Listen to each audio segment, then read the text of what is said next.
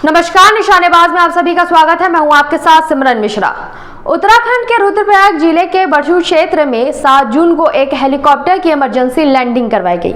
यह घटना तब हुई जब हेलीकॉप्टर ने सरसी हेलीपैड से उड़ान भरा, लेकिन कुछ देर बाद ही पायलट को आभास हुआ कि हेलीकॉप्टर में कुछ तकनीकी खराबी हो गई है, जिसके बाद पायलट ने तुरंत ही हेलीकॉप्टर की इमरजेंसी लैंडिंग करवाई। घटना के समय हेलीकॉप्टर में 5 यात्री सवार थे, जो कि सुरक्षित रहे। पायलट कैप्टन आरपीएस सोडी को पीठ में मामूली चोटें आईं, जिन्हें अस्पताल में भर्ती कराया गया। लैंडिंग के दौरान हेलीकॉप्टर के रोटर ने एक खड़ी कार को क्षतिग्रस्त कर दिया, जिससे सड़क पर जाम लग गया। इस घटना के बाद राज्य सरकार और नागरिक उड्डयन प्राधिकरण ने जांच के आदेश दिए हैं। पिछले 1 महीने में चारधाम यात्रा मार्ग पर होने वाली यह चौथी हेलीकॉप्टर दुर्घटना है, जिसके बाद से क्षेत्र में विमानन सुरक्षा को लेकर गंभीर चिंताएं उत्पन्न हो गई है। इनमें से कुछ प्रमुख घटनाएं निम्नलिखित हैं। 1 मई 2024 कैस्टरेल एविएशन का इमरजेंसी लैंडिंग। कैस्टरेल एविएशन द्वारा संचालित हेलीकॉप्टर जो सरसी से केदारनाथ जा रहा था, तकनीकी खराबी के कारण केदारनाथ हेलीपैड से लगभग 100 मीटर पहले घास के मैदान में इमरजेंसी लैंडिंग करने पर मजबूर हुआ। इस घटना में सभी 7 यात्री, जिनमें एक पायलट भी शामिल था, सुरक्षित रहे। डीजीसीए ने इस घटना के बाद कैस्टरेल एविएशन की विशेष ऑडिट का आदेश दिया था, पर एक बार फिर से इसी संस्थान के हेलीकॉप्टर का दोबारा तकनीकी खराबी के कारण इमरजेंसी लैंडिंग करवानी पड़ी। 17 मई 2025 संजीवनी एयर एम्बुलेंस की इमरजेंसी लैंडिंग। आईएमएस ऋषिकेश द्वारा संचालित संजीवनी एयर एम्बुलेंस हेलीकॉप्टर, जो एक गंभीर मरीज को केदारनाथ से निकालने जा रहा था, हेलीपैड के पास इमरजेंसी लैंडिंग करने पर मजबूर हुआ। इस घटना में पायलट, डॉक्टर और नर्स सभी सुरक्षित रहे। डीजीसीए ने इस घटना की तकनीकी जांच के आदेश दिए हैं। 8 मई 2025 गंगनानी में हेलीकॉप्टर दुर्घटना। गंगनानी क्षेत्र में चारधाम यात्रा के दौरान एक हेलीकॉप्टर दुर्घटनाग्रस्त हो गया, जिसमें 6 लोगों की मृत्यु हो गई और एक गंभीर रूप से घायल हुआ।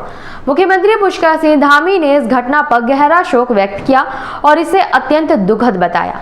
इन घटनाओं के मद्देनजर उत्तराखंड सरकार और नागरिक उड्डयन प्राधिकरण ने सुरक्षा मानकों की समीक्षा और सख्त निगरानी की योजना बनाई है, ताकि भविष्य में ऐसी दुर्घटनाओं को रोका जा सके। पर सवाल यह है कि अब तक इन दुर्घटनाओं को रोकने में सरकार नाकामयाब क्यों रही है?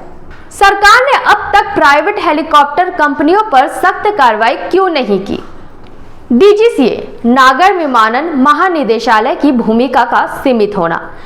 डीजीसीए हेलीकॉप्टर संचालन के लिए तकनीकी निरीक्षण, उड़ान सुरक्षा नियमों और लाइसेंसों की निगरानी करता है। अधिकांश घटनाओं के बाद डीजीसीए ऑडिट आदेश और कभी-कभी सेवा अस्थायी रूप से निलंबित करता है, लेकिन बहुत कम बार लाइसेंस रद्द या आपराधिक मामले दर्ज होते हैं। यूसीएडीए यानी Uttarakhand civil aviation development authority और जीएमवीएन गढ़वाल मंडल विकास निगम स्थानीय स्तर पर हेलीकॉप्टर संचालन की अनुमति और अनुबंध तय करते हैं, लेकिन जब हादसे होते हैं तो ये एजेंसियां अक्सर जांच को डीजीसीए के हवाले कर देती है और सीधा कार्रवाई करने से बचती है। प्राइवेट ऑपरेटरों का प्रभाव। हेलीकॉप्टर सेवा कंपनियां जैसे कि कैस्टरेल एविएशन, हिमालयन, संजीवनी आदि स्थानीय पर्यटन और वीआईपी मूवमेंट के महत्वपूर्ण भूमिका निभाती है। इन कंपनियों के पास राजनीतिक और प्रशासनिक पहुंच मानी जाती है, जिससे उन पर कड़ी कार्रवाई नहीं हो पाती। जांच की प्रक्रिया धीमी। दुर्घटनाओं की जांच रिपोर्ट आने में महीनों लगते हैं। इस बीच कंपनियां फिर से सेवाएं शुरू कर देती हैं। उदाहरण के तौर पर कैस्टरेल एविएशन की मई 2024 के इमरजेंसी लैंडिंग के बाद डीजीसीए ने ऑडिट तो किया, लेकिन कोई स्थायी सजा नहीं दी गई। सरकार को क्या कार्रवाई करनी चाहिए? स्थायी लाइसेंस रद्द करने की नीति लागू करना चाहिए। दूसरा, हर हादसे की रिपोर्ट सरकार सार्वजनिक करे। तीसरा, यूसीएडीए और जीएमवीएन को भी दुर्घटना के लिए जवाबदेह ठहराया जाए। चौथा, ऑपरेटरों की सुरक्षा रैंकिंग तैयार की जाए। और पांचवा, स्थानीय मीडिया और यात्रियों को पारदर्शी जानकारी मिले। सुरक्षा की जिम्मेदारी और सरकारी कार्रवाई। इन घटनाओं के बावजूद उत्तराखंड सरकार और संबंधित विभागों द्वारा प्रभावी कार्रवाई की कमी देखी गई है। हालांकि डीजीसीए ने कुछ हेलीकॉप्टर ऑपरेटरों के खिलाफ जांच और ऑडिट के आदेश दिए हैं, लेकिन सुरक्षा मानकों के पालन में लगातार चूक तो हो रही है। स्थानीय प्रशासन जैसे यूसीएडीए और जीएमवीएन की भूमिका भी सवालों के घेरे में है। विशेषज्ञों का मानना है कि हेलीकॉप्टर ऑपरेटरों की लापरवाही और सरकारी निगरानी की कमी के कारण ये घटनाएं घटित हो रही है। हालांकि स्थानीय अधिकारियों ने जांच के आदेश दिए हैं ताकि यह निश्चित किया जा सके कि इस सुरक्षा मानकों का पालन हो रहा है या नहीं।